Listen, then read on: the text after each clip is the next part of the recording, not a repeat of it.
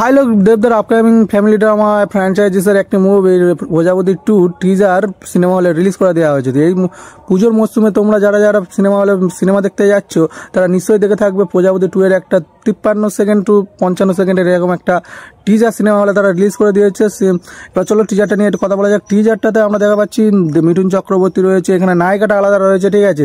দেবদা একটা বড় শেফের একটা চরিত্র প্লে করছে। পুরো টিজারটা অনেকটাই দেখা পেলাম যে লন্ডনে শ্যুট করেছে বন্ধুরা।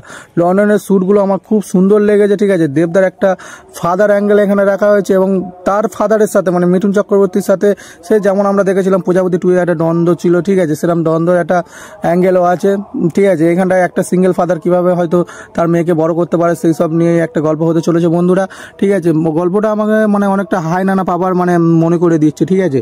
তো তোমরা যারা যারা দেখেছো আমাকে কমেন্ট করে বলো তোমাদের কার কেমন লেগেছে। এখানটায় মিঠুন চক্রবর্তীর সাথে মিঠুন দেবদার ইমোশনাল অ্যাঙ্গেল আছে, ঠিক আছে, খুব সুন্দর লাগছে এবং সেই সমস্ত তারই মাঝে যে মিউজিকগুলো চলছে সেগুলো আরও দুর্দান্ত লাগছে বন্ধুরা। এখানে নায়িকাটা আলাদা, ঠিক আছে, নায়িকাটাও একটা সেফের চরিত্র প্লে করছে এখানে, ঠিক আছে। হয়তো হতে পারে তার বাবার নাম মেয়ে আর দাদু মিলে হয়তো বাবার নতুন করে বিয়ে দিতে পারে, এরকম কোনো অ্যাঙ্গেল থাকতে পারে।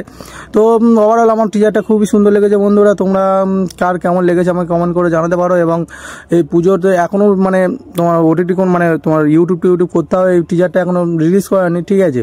কিন্তু যতদূর সম্ভব খুব তাড়াতাড়ি চলে আসতে পারে। দেবদা আবার তার পুরনো জনরায় ফিরে যাচ্ছে, ফ্যামিলি ড্রামার জনরায়, ঠিক আছে। মাস কমার্শিয়াল অনেক মুভিগুলো করলো, এই খাদান, রঘু ডাকাত, ঠিক আছে, অনেকগুলো মুভি করলো, ঠিক আছে।